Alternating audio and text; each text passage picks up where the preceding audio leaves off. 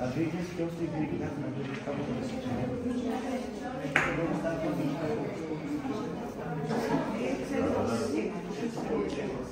Знаете ли колко трябва да надолу? Скъса? Колко измерят квадрата? Не си пресеняте, трябва да го разберете вие.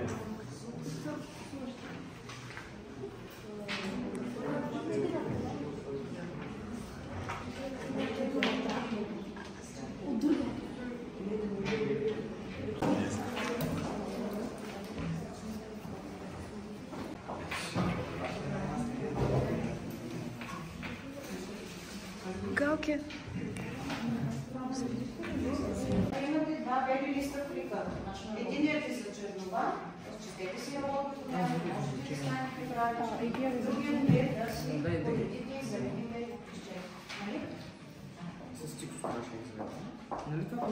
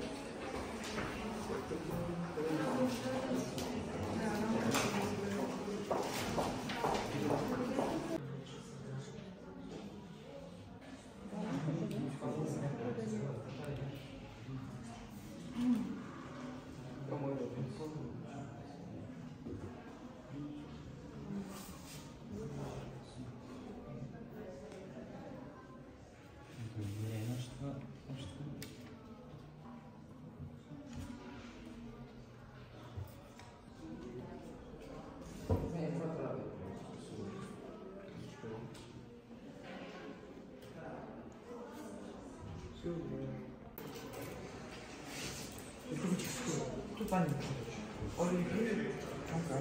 Аз ти да си кажа, гонно толкова. Пълно. Не е пично, брато е. Супер.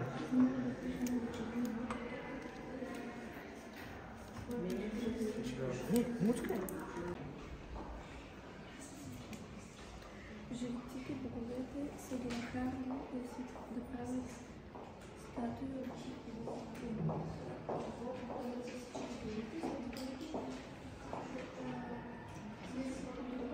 Върнете към себе си и за Нет, это просто не болит.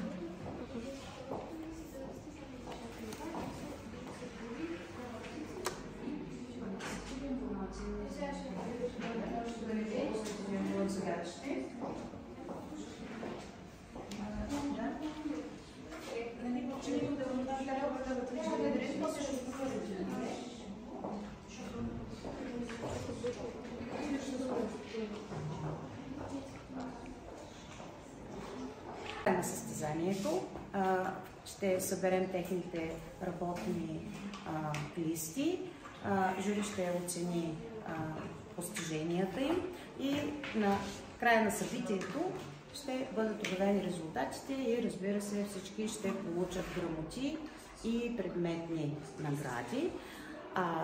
В лабораторията, след като бъде прерязана лентата, учениците от 11 и 12 клас ще направят демонстрации по химия и по биология, така че ще продължим от там.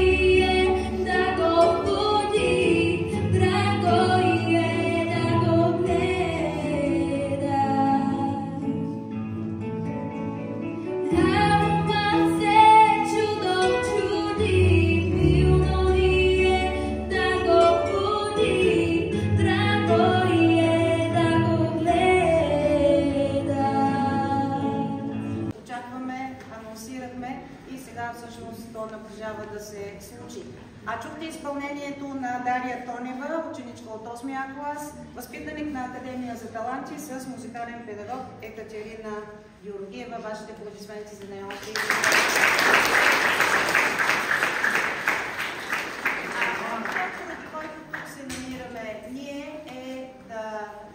Поставим финалната точка на един проект, който започна преди близо година и половина.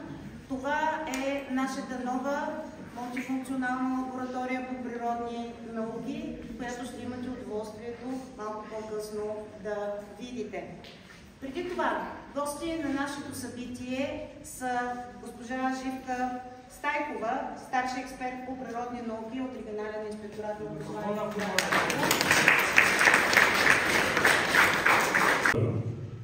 Колеги директори, скъпи ученици от училищата на община Димитровград, колеги, добре дошли в нашето училище. Е много хубав повод. Както каза госпожа Иванова преди година и половина-две, във връзка с това, че вече имаме профили по биология и химия, решихме да кандидатстваме един проект за лаборатория, която е много функционална и модерна. Сега ще видите по това. Решихме да открием официално, защото така се и полага на всяко едно нещо. Бяхме си казали, че всяка година в училище ще има нови неща. Тази година също ще има, ще очакваме за година. Още веднъж на всички програми добре дошли при нас. Насъждавайте се на това, което ще видите. Много пъти ме питат какво ще има с езикова гимназия, откриване център по природни науки. Връзките са наистина много сериозни, защото природните науки са важно нещо, защото са много трудно, както каза госпожа Иванова преди малко, и физика, и химия, и биология. Са изключително тежки предмети, но те се налагат непрекъснато. Колкото езика да знае, добре е да се реализира в тези предмети. Вече вървят ръка за ръка в учение. Ние скоро ще имаме нови кабинети по позиции и съвсем STEM център съвсем скоро ще открием. Така, добре дошли още веднъж и се надявам, че ще се прекарате чудесно. А седмокласни, ако и ни харесват, добре да заповядайте при нас. Ще видите колко добре ще се научим. Благодаря много и на добър час тази лаборатория да приема.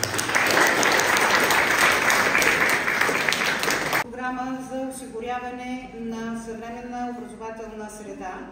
Модул подобряване на условията за експериментална работа по природни науки в профилирана подготовка. Общата стойност на проекта е 51 000 лева с 42 000 спонсорирано от Министерството, останалото от бюджета на училището. Съвременно обзавеждане, удобни лабораторни маси, оборудване, което е съобразено с последните изисквания за преподаването на природните науки. Един интерактивен дисплей, който ще бъде изключително полезен на нас, пък и на вас, когато работите и работим заедно в тази лаборатория.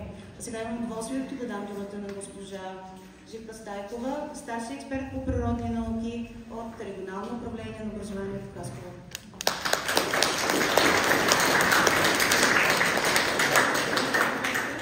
Уважаеми колеги, за мен е чест, че днес съм тук и откриваме заедно именно лаборатория по природни науки, защото природните науки са експериментални и без съвременна образователна среда, модерна, няма как учениците да придобият необходимите знания.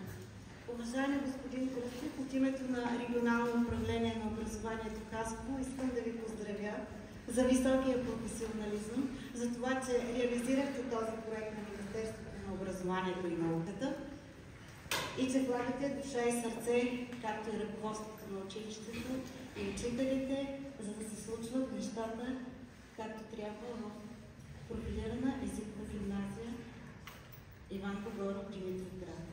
Поздравявам и моите колеги по природни науки, с които много се гордея. Тяхната работа пролича в резултатите на учениците. Вашите ученици, колеги, те спечелиха сребърен, бронзов медал на националното състезание по природни науки, което беше наскоро в вашето училище. Показателни са и резултатите по биология, химия и физика на матурата през изминалата учебна година. Желая здраве и сили на всички и до нови срещи!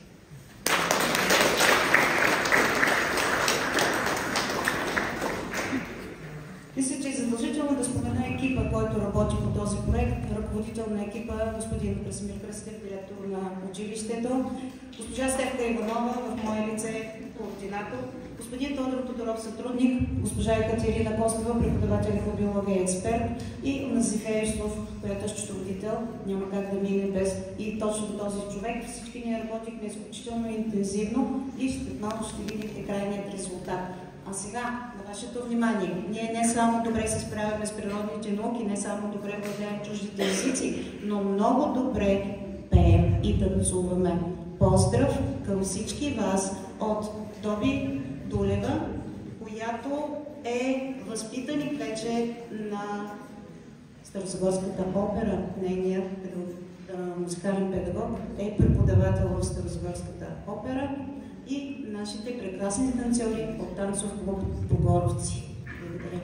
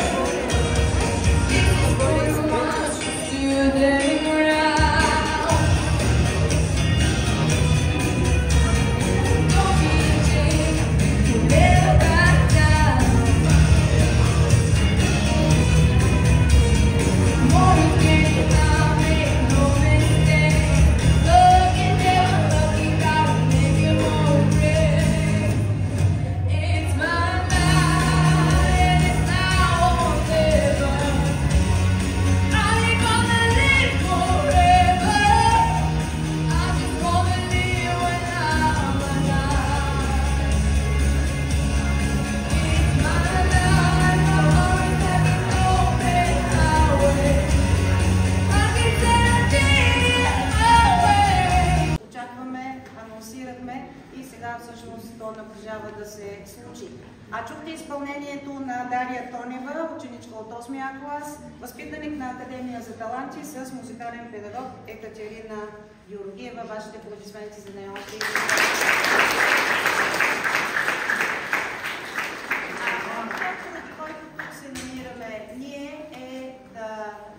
Поставим финалната точка на един проект, който започна преди близо година и половина. Това е нашата нова мултифункционална лаборатория по природни науки, която ще имате удоволствието малко по-късно да видите. Преди това, гости на нашето събитие са госпожа Живка Стайкова, старши експерт по природни науки от Регионален инспекторат на образованието. И като образованието на пещерите могат да протичат обратно от първичните към изходните вещества. И днес ще демонстрираме взаимодействието на йод с нишесте и ще получим йод нишесте и ще се отдели топлина. За експеримента ще ни трябва проветка, в която ще добавим малко нишесте.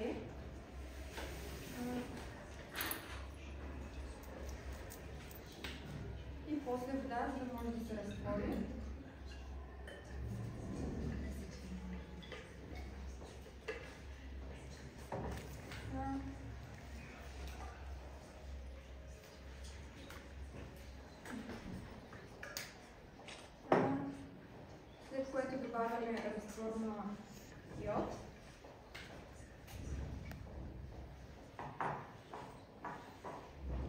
Около 4-5 капки са напълно достатъчни. И още веднага след добавянето виждаме разлика и промяна в цвета. Разбъркваме, за да стане по-бързо. И виждаме оцветяване силците в тъмносиньо, когато го добавим в бебирова чаша с различен цвет. С бебирова чаша с течност и малко след това виждаме, че се обезцветява.